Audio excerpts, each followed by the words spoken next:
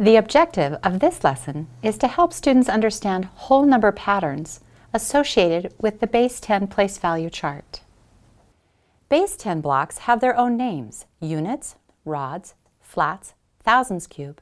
10 1,000 cubes make a 10,000 rod, 10 10,000 rods make a 100,000 flat, and 10 100,000 flats make a 1 million cube.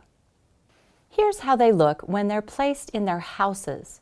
Units go here in the ones, rods go here in the tens, flats go in the hundreds.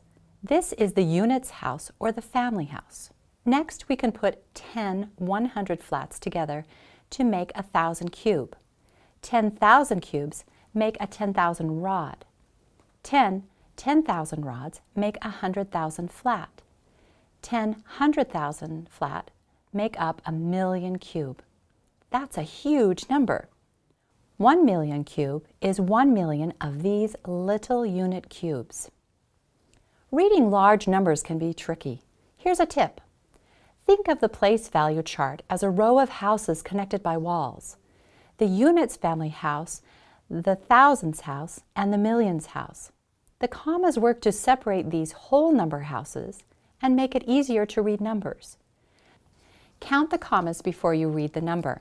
1 comma means you are in the thousands house. 2 commas mean you will be in the millions house.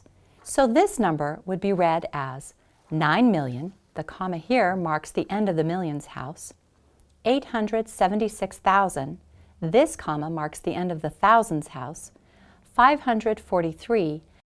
Sometimes I hear people saying things like, I have $2,500 saved up. What the heck? How much is this, and how would I write this out?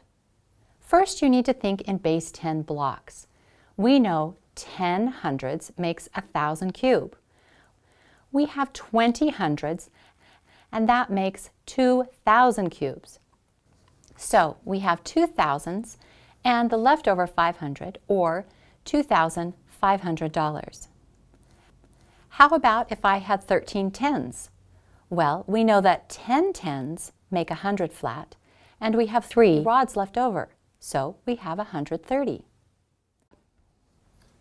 Our objective in this lesson was to show students how to see the patterns on the place value chart up to the millions. We did this by exploring the system of base 10 blocks within the place value chart and learned how to find the value of numbers